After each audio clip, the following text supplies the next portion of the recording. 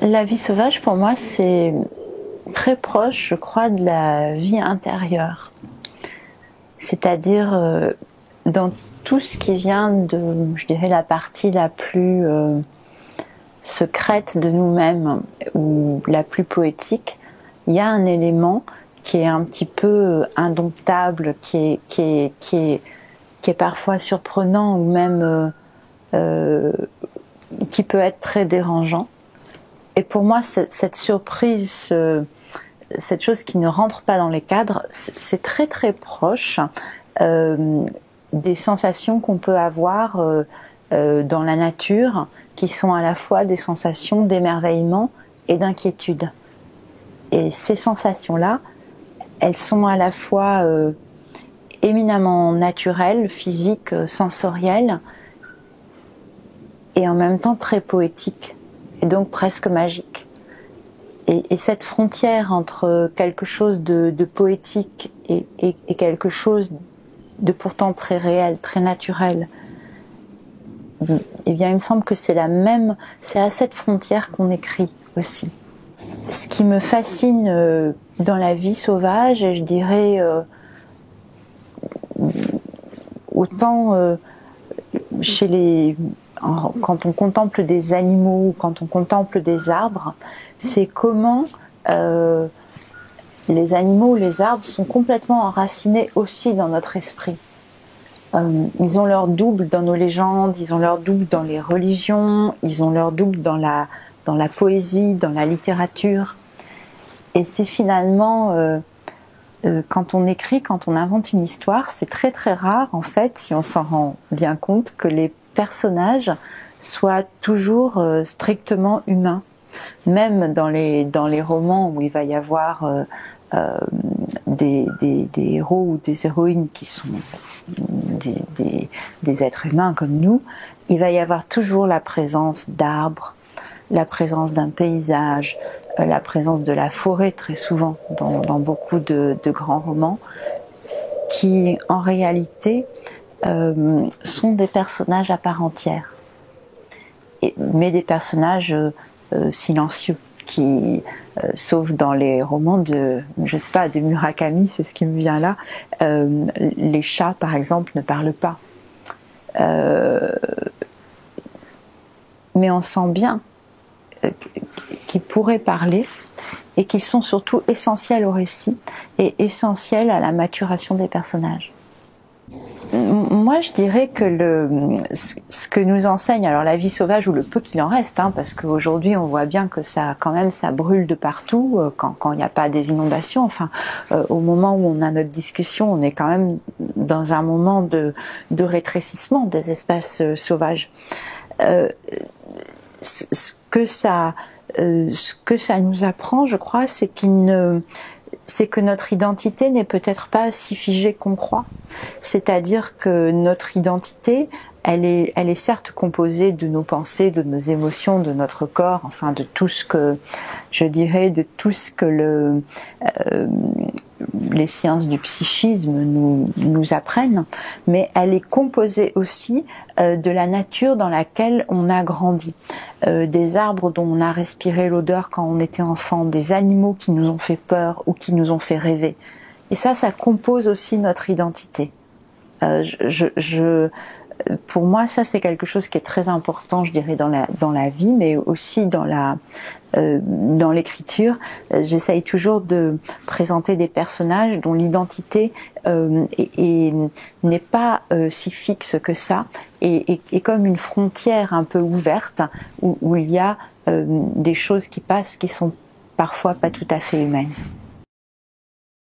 Je suis extrêmement sensible évidemment à tout ce qui relève de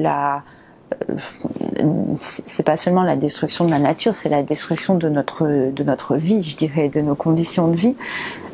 Mais j'écris pas des romans, je dirais, militants. En fait, ils sont pas au départ axés sur un message. Je me dis pas, tiens, je vais écrire tel roman pour protester contre telle chose. Mes romans partent toujours de personnages, et tout d'un coup il va y avoir un personnage qui va me fasciner, Et très souvent, peut-être parce que je vis au XXIe siècle et que j'ai grandi entre deux marées noires, donc très souvent les personnages qui me fascinent vont avoir une connexion particulière au règne animal. C'était le cas dans 180 jours, qui était basé sur une enquête dans les élevages industriels et les abattoirs, où les deux personnages principaux, en quelque sorte, cherchent une forme de vérité, d'intégrité, tout en étant confrontés à la violence de l'élevage industriel, et pour l'un d'une manière très forte puisqu'il y travaille. Et c'est le cas aussi dans La femme et l'oiseau, où cette fois Thomas a survécu aux horreurs de la guerre sur le front russe en s'identifiant avec un oiseau, avec un faucon qui représente son âme. Donc c'est deux rapports très différents au monde animal dans ces deux romans-là, mais c'est deux rapports essentiels.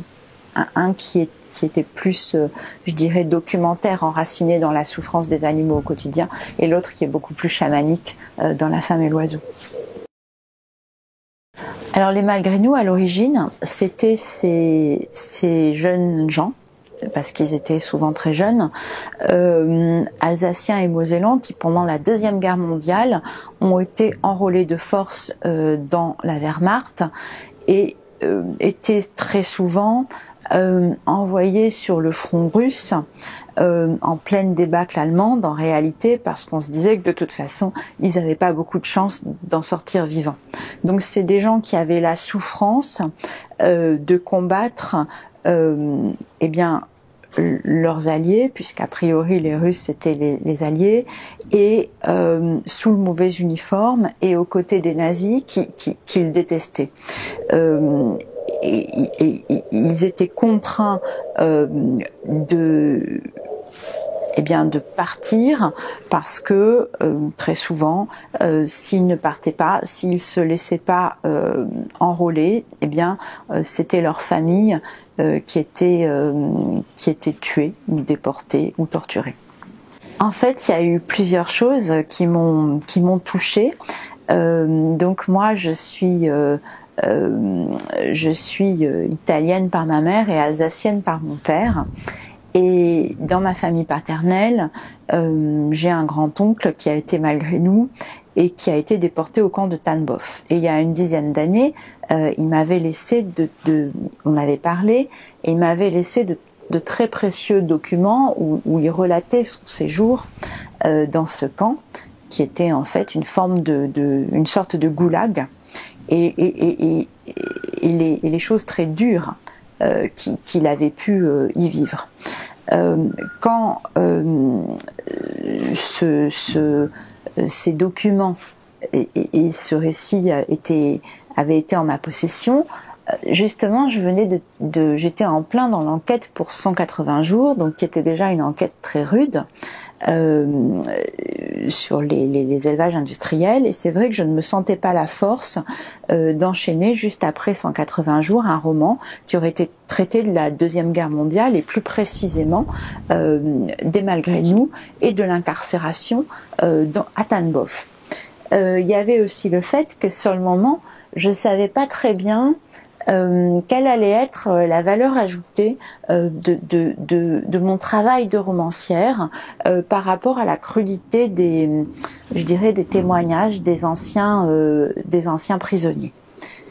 Et puis, avec les années qui passaient, j'étais toujours en possession de ces notes, également de certains dessins, et tout d'un coup, j'ai compris, enfin il y a quelque chose qui s'est débloqué pour moi, parce que j'ai compris que en réalité ce destin tragique des Malgré nous, le fait d'être au mauvais endroit au mauvais moment, qu'il se passe quelque chose de très improbable, parce que c'est horriblement improbable d'être forcé d'habiter sur une frontière et d'être forcé de combattre contre ses alliés et aux côtés de ses ennemis, et toutes les questions que ça pose, et parce que les Malgré nous, de fait, ils sont au-delà du bien et du mal, c'est-à-dire les survivants, ceux qui rentraient, ils se sont tus pendant très longtemps parce que leurs paroles ne tombaient dans aucune des cases. C'est-à-dire que ceux qui avaient pu les détenir prisonniers quand les escadrons allemands avaient été arrêtés, ils avaient été ensuite faits prisonniers par les Russes dans des conditions de détention atroces, leurs paroles comme quoi ils étaient des alliés n'étant pas entendues. Donc il y a quelque chose qui est au-delà du jugement, qui est extrêmement cruel, plus ce côté totalement improbable de vivre quelque chose qu'on n'était pas destiné à vivre, et que pourtant on a vécu. Et ça me parlait. L'idée de ces personnes qui rentraient et qui n'arrivaient pas à parler parce qu'il n'y avait pas de mots à poser sur ce qui s'était passé, sur ce qu'ils avaient ressenti, parce que c'était au-delà des catégories, ça me parlait fortement. Et l'idée aussi que d'une certaine manière, quelque part, on est tous parfois projetés dans des combats, dans des violences qu'on ne souhaite pas. Et donc, tout d'un coup, j'ai eu l'idée de créer une famille qui serait un peu comme une lignée de malgré nous, en quelque sorte. Une lignée où cette malédiction s'était transmise, s'était étendue, où des secrets de famille avaient été étouffés, et où la violence, finalement, se transmettait. Mais aussi, en même temps que la violence, cet amour mystique de la nature qui est ce qui sauve Thomas, le jeune soldat qui est un vieil homme dans la partie du livre qui se passe, je dirais, de nos jours, et en même temps que le côté improbable, que le côté fou de cette destinée-là, se transmet aussi cette communion spirituelle à la nature, cette magie qui permet d'accéder à quelque chose qui sauve finalement et qui permet de survivre. Alors Vina, donc c'est l'autre personnage du roman, c'est-à-dire que Thomas n'a pas eu d'enfant. Et Vina, c'est une adolescente qui est en fait son arrière-petite-nièce et qui a été conçue par gestation pour autrui et qui se retrouve avec un questionnement, elle aussi, extrêmement fondamental et puis douloureux à ce moment de son existence, puisque dans le roman, elle a 14 ans, sur pourquoi je suis là. J'aurais jamais dû venir au monde en toute, et pour le coup, là c'est au-delà d'une simple interrogation adolescente, c'est-à-dire que elle avait très peu de chances de venir au monde et ses parents ont fait en sorte qu'elle vienne quand même. Et elle, c'est une jeune fille qui est violente, qui a menacé un camarade de classe et qui a l'impression qu'elle a été prise au piège de l'existence, qu'elle avait rien demandé, alors comme nous tous, sauf que elle a vraiment eu ces conditions de naissance particulières, où en quelque sorte elle a deux mères, sa mère, je dirais, génétique, Elisabeth, hein, qu'on voit dans le roman, et puis la femme qui l'a portée, qui est comme une présence plus mystérieuse et mythologique, puisqu'elle ne la connaît pas, et elle doit vivre avec ce côté d'être aussi une anomalie, quelqu'un d'improbable.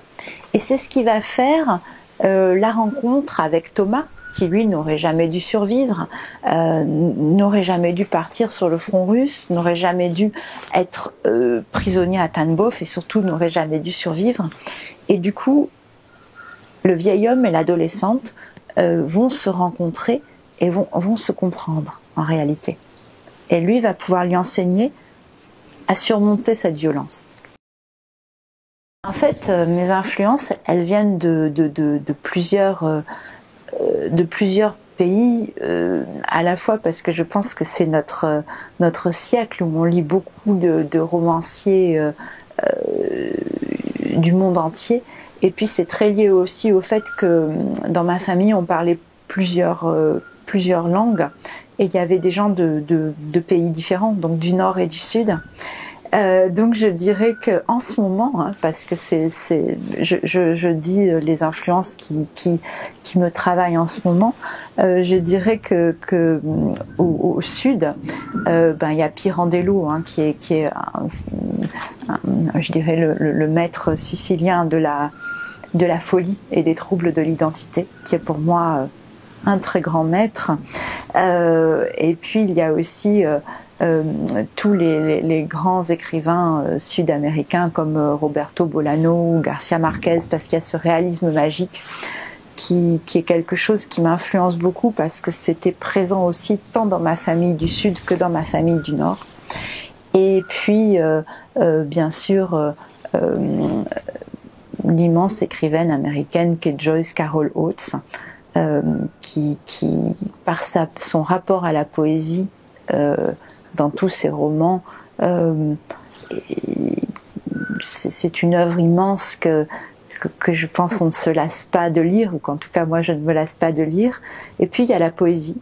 En ce moment je relis Emily Dickinson et Sylvia Plath, parce que c'est juste fabuleux. La poésie pour moi est aussi importante que les romans. J'ai adoré le livre des martyrs américains de Joyce Carol Oates, qui est un roman magnifique, qui est très épais, mais où il y a c'est sur une fracture, la fracture entre deux Amériques, en fait, autour du thème de l'avortement. C'est un livre magnifique.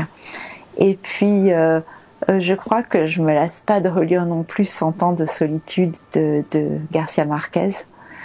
Et puis dans les séries, alors je suis très grande consommatrice de séries. Une que j'ai vue récemment, mais qui doit dater déjà d'il y a 3-4 ans. Ça s'appelle Le Parfum. Alors c'est pas directement tiré de Suskind, c'est une série allemande. Ils ont voulu s'inspirer du roman, mais c'est très très librement adapté et c'est magnifiquement filmé. Donc c'est un groupe de personnes, de jeunes qui mettent au point des parfums qui ont un effet sur les pulsions. C'est absolument magnifique, cette série, un peu sombre, mais absolument magnifique. Oh, je crois que ceux que j'ai cités dans les auteurs de référence, il y en a beaucoup. Enfin, c'est un panthéon assez vaste, et ceux que je citais tout à l'heure, je crois, Joyce Carol Oates est vraiment une immense romancière, donc qui à elle seule est une référence parce qu'elle est multifacette. J'aime aussi beaucoup Olga Tokarczuk, qui notamment sur les ossements des morts, que je trouve un livre absolument magique sur le rapport aux animaux, justement.